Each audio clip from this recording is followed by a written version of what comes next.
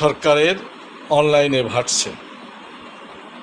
বিষয়টা হলো, সরকারি অফিসাররা যখন কোনো কাজে অভিযুক্ত হন বা তাদের বিরুদ্ধে কোনো অভিযোগ আসে, তখন তাদেরকে ওএসডি করা হয়।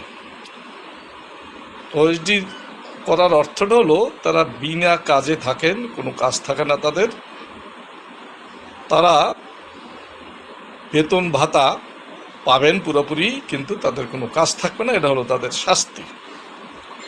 এখন সরকার চিন্তা করছেন যে তারা যেহেতু টাকা নিচ্ছেন,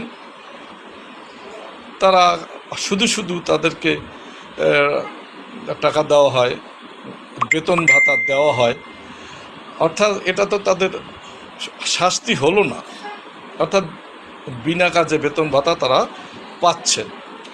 এখন এদেরকে কোন কাজ দিবেন? কাজটা হলো শিক্ষকতা।